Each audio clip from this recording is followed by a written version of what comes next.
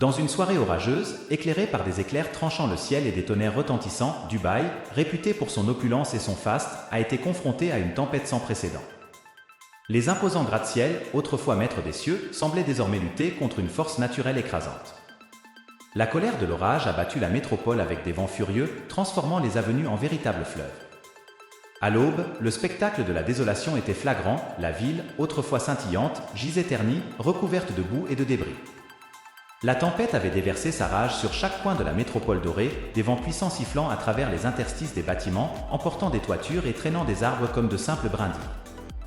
Les pluies torrentielles avaient inondé les rues, les transformant en rivières tumultueuses, emportant tout sur leur passage. Les tonnerres grondaient à travers la ville tandis que les éclairs dessinaient des lignes de lumière blanche et vive dans le ciel nocturne. Avant de continuer avec la vidéo, je vous invite à explorer nos cartes mentales bibliques. Ce sont des ressources précieuses pour quiconque souhaite approfondir sa compréhension des Écritures sacrées du Nouveau et de l'Ancien Testament. Découvrez le lien dans le commentaire et enrichissez votre parcours spirituel. Les résidents de Dubaï, habitués à une vie de luxe et de spectacle, se trouvaient impuissants face à cette furie indomptée de la nature. L'aube a révélé une scène de dévastation impressionnante. La ville, auparavant vibrante, était désormais submergée par l'eau et le chaos. L'éclat doré habituel de Dubaï était maintenant obscurci par la boue et les débris, témoignant de la force impitoyable de la nature. Ce désastre dévastateur à Dubaï nous amène à nous interroger, était-ce simplement un phénomène naturel ou portait-il un message plus profond ? Historiquement, de nombreuses traditions spirituelles voient dans les grandes calamités des signes ou des avertissements d'une force divine. Peut-être que cet événement souligne non seulement notre vulnérabilité face aux caprices de la nature, mais sert également de signal céleste, nous montrant comment une métropole bâtie avec le summum de l'ingénierie et du luxe peut être anéantie en une seule nuit, nous présentant un contraste saisissant. Jusqu'à récemment, Dubaï était perçue comme une citadelle face aux défis économiques et sociaux. Cependant, elle a montré une étonnante fragilité face aux forces de la nature. Ce contraste nous incite à réfléchir à notre propre finitude et à la sécurité trompeuse dans laquelle nous nous installons parfois. L'idée que cela pourrait être une action divine est certainement une réflexion profonde. Si nous considérons les catastrophes à Dubaï comme un avertissement divin, nous nous interrogeons sur le message qui pourrait être transmis. Est-ce un appel à reconsidérer nos priorités et la manière dont nous interagissons avec l'environnement et les uns avec les autres ?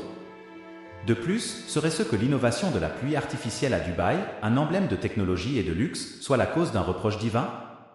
L'humanité a poussé les frontières du faisable en manipulant le climat pour répondre à ses besoins. La pluie artificielle, développée pour atténuer la chaleur intense et lutter contre la pénurie d'eau, emploie des techniques telles que l'ensemencement de nuages qui induisent des précipitations. Cette manipulation de la nature nous amène à interroger les implications morales et spirituelles de tels actes de domination humaine sur ce qui est considéré comme la création divine. Les textes sacrés nous avertissent souvent contre l'orgueil de tenter de rivaliser ou de surpasser le pouvoir divin. La pratique de Dubaï de manipuler son climat résonne de manière inquiétante avec les récits de civilisations anciennes qui, selon les Écritures, ont subi de sévères châtiments pour leur arrogance et leur désobéissance. La pluie, vue dans de nombreuses traditions comme un symbole de purification, pose ici un cadre de réflexion intense sur nos actions et leurs répercussions.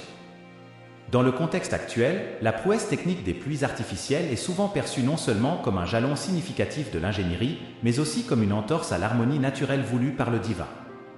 Ces avancées procurent certes des avantages immédiats, tels que le soulagement des périodes de sécheresse et l'amélioration de la qualité de l'air, mais il est crucial de réfléchir aux répercussions potentiellement négligées.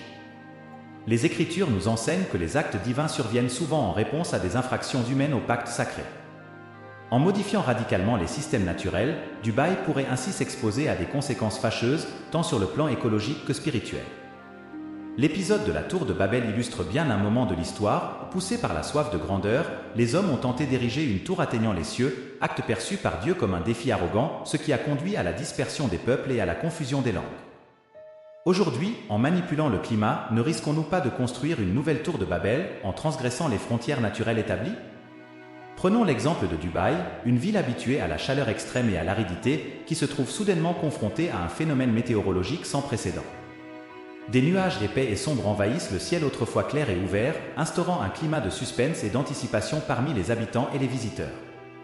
Tous lèvent les yeux vers le ciel, observant une métropole qui, ayant autrefois défié les éléments, attend maintenant le déroulement d'événements hors de son contrôle. La tempête qui a frappé Dubaï s'est révélée exceptionnelle, bouleversant brusquement la routine d'une ville traditionnellement stable et prévisible. Dès que les premières gouttes touchèrent le sol aride que le soleil impitoyable avait desséché, une sensation de stupéfaction s'empara de l'atmosphère. Ce n'était pas de simples crachins, mais plutôt un déluge tombant sans pitié. Les rues et les toits furent submergés par une avalanche de gouttes lourdes. La pluie incessante métamorphosait le désert habituellement sec en un tableau d'inondation. La ville, autrefois animée, gisait maintenant silencieuse et engloutie, tandis que ses habitants et visiteurs cherchaient un abri contre ce choc brutal et féroce avec la nature. Dans les récits bibliques, Dieu est souvent décrit comme l'incarnation de la bonté, de la justice et de l'amour inconditionnel. Cependant, en lisant les Écritures, nous rencontrons également des épisodes où Dieu inflige des châtiments à des individus et à des communautés entières. Ce contraste peut être fascinant et soulève souvent des interrogations sur la véritable essence et les intentions divines. Prenons l'exemple du contexte de l'Ancien Testament où ces actions punitives sont plus apparentes. Un cas emblématique est celui du déluge universel raconté dans le livre de la Genèse. Dans cette histoire, on découvre une humanité profondément corrompue, amenant Dieu à décider d'un déluge destiné à purifier la terre des méfaits humains. Avant de continuer, je voudrais vous inviter à découvrir nos cartes mentales bibliques. Ce sont des cartes mentales de l'Ancien et du Nouveau Testament, idéales pour quiconque souhaite approfondir sa compréhension et réfléchir sur les messages bibliques. Consultez le lien dans le commentaire épinglé et transformez votre parcours spirituel. La réflexion sur l'origine du mal nous ramène souvent aux pages de la Bible, en particulier au livre de la Genèse qui offre des perspectives initiales sur ce mystère. Selon le récit biblique, le mal émerge à travers un acte de désobéissance. L'histoire d'Adam et Ève dans le jardin d'Éden est centrale pour comprendre cette idée. Selon la Bible, Dieu avait créé un monde parfait où l'Éden se distinguait comme un sanctuaire de paix et de beauté, exempt de toute souffrance ou douleur. Cependant, il y avait une restriction claire, l'interdiction de manger le fruit de l'arbre de la connaissance du bien et du mal. Dans ce contexte, la serpente, plus tard identifiée comme une figure de Satan, séduit Ève avec une promesse alléchante.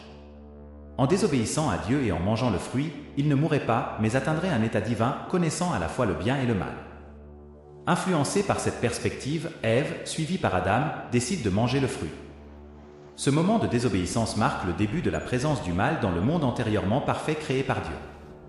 En explorant plus profondément les Écritures, nous découvrons dans les livres d'Isaïe et d'Ézéchiel. D'autres points de vue sur l'origine du mal se concentrent autour de la figure de Lucifer.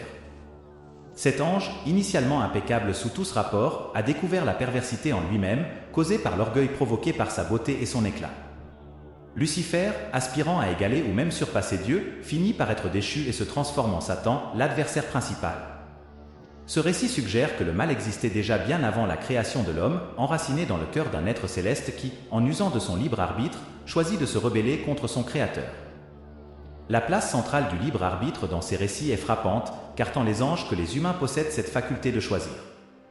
Ce don offre la possibilité de pencher vers le mal, un aspect essentiel pour qu'existe une véritable relation d'amour avec Dieu, impliquant donc la liberté de ne pas aimer ou de désobéir. En explorant les récits bibliques, on remarque que le mal affecte plus que les individus qui le commettent, étendant ses conséquences à toute la création. Le mal crée un désordre dans l'équilibre établi par Dieu. Un exemple clair est l'histoire de Caïn et Abel. Caïn, rongé par la jalousie et la colère, assassine son frère Abel, déclenchant une série de tragédies qui montrent comment le mal se propage et impacte les générations futures.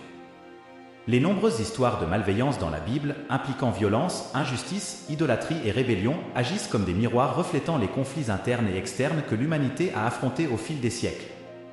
Ces récits révèlent non seulement l'origine du mal mais aussi sa persistance à travers les époques et son effet sur les relations humaines et avec le divin. En étudiant ces histoires, nous rencontrons la complexité du libre arbitre, un pilier de la théologie chrétienne qui souligne la capacité de l'homme à faire des choix de manière libre et consciente. Le livre de la Genèse raconte une histoire dans le jardin d'Éden où Adam et Ève sont mis à l'épreuve. Dieu leur donne des directives claires, leur permettant de manger de n'importe quel arbre du jardin sauf du fruit de l'arbre de la connaissance du bien et du mal, en les avertissant que la désobéissance entraînerait la mort. Ce moment souligne l'existence du libre arbitre, un choix entre suivre ou non les instructions divines. En choisissant de manger le fruit défendu, Adam et Ève non seulement exercent leur libre arbitre mais aussi déclenchent des événements qui modifient le destin de l'humanité, marquant l'introduction du péché et de la mort dans le monde. Plus loin dans la Bible, l'histoire se poursuit avec le mont Sinaï où Moïse reçoit de Dieu les 10 commandements, un ensemble de lois morales pour les Israélites. Dans le Deutéronome, Dieu présente à son peuple des choix entre la vie et la mort, la bénédiction et la malédiction, les exhortant à choisir la vie pour que eux et leurs descendants prospèrent. Cet passage souligne de nouveau le concept de libre arbitre, renforçant que bien que les directives divines soient claires, la décision de les suivre est laissée à la discrétion humaine, avec ses récompenses et pénalités respectives. Le concept de libre arbitre dépasse l'Ancien Testament et s'étend au Nouveau Testament où Jésus propose constamment des choix à ses disciples, comme dans l'histoire bien connue du jeune riche qui demande à Jésus ce qu'il doit faire pour obtenir la vie éternelle. Jésus lui dit de vendre tout ce qu'il possède, de partager l'argent avec les démunis et de le suivre. Ici, le jeune homme est confronté à un choix délicat, conserver sa fortune matérielle ou poursuivre un trésor spirituel aux côtés de Jésus. De plus, le concept de libre arbitre est souvent exploré dans la Bible en parallèle avec la notion de prédestination, un sujet qui suscite de nombreux débats parmi les théologiens chrétiens. Des passages tels que Romains 8, 29-30 expliquent comment Dieu, en prévision, désigne certaines personnes à se conformer à l'image de son Fils, ce qui semble révéler un dessein divin déjà établi. Toutefois, ce dessein n'annule pas le libre arbitre humain, au contraire, il cohabite avec les choix individuels, les intégrant dans la réalisation des objectifs plus larges fixés par Dieu.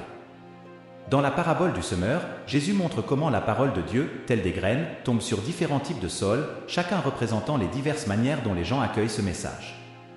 Chaque type de terrain ou cœur décide d'accepter ou de rejeter cette graine, illustrant l'exercice du libre arbitre face à la parole divine. Cette parabole souligne à la fois la souveraineté de Dieu dans la diffusion de son message et la responsabilité individuelle dans la réponse à ce message. Réfléchir à l'interaction entre le libre arbitre et la souveraineté divine est crucial. Malgré les choix difficiles que la vie nous propose, nous ne sommes jamais seuls dans les moments de doute ou d'adversité. Notre foi en Dieu nous offre un soutien essentiel, nous donnant la force et la direction nécessaires pour prendre les bonnes décisions. Je vous encourage à placer votre confiance en Dieu, particulièrement dans les instants où les décisions sont ardues et l'avenir incertain. Considérez les paroles inspirantes trouvées dans Isaïe 41, dit « Ne crains rien, car je suis avec toi, ne regarde pas avec inquiétude, car je suis ton Dieu. Je te fortifie, je t'aide, je te soutiens avec la main droite de ma justice. » Devant chaque décision, qu'elle soit importante ou anodine, rappelez-vous que Dieu est à nos côtés, offrant sa sagesse infinie et son soutien. Si cette vidéo vous a apporté du réconfort ou de l'inspiration dans des moments difficiles, je vous invite à vous abonner à notre chaîne et à aimer la vidéo pour suivre nos prochaines publications qui pourront enrichir davantage votre parcours de foi et votre compréhension des Écritures. Partagez cette vidéo avec des amis ou des membres de votre famille qui pourraient bénéficier de ce message d'espoir et de liberté de choix sous la guidance divine. Merci d'être ici avec nous aujourd'hui et que Dieu bénisse chaque étape de votre chemin jusqu'à notre prochaine rencontre.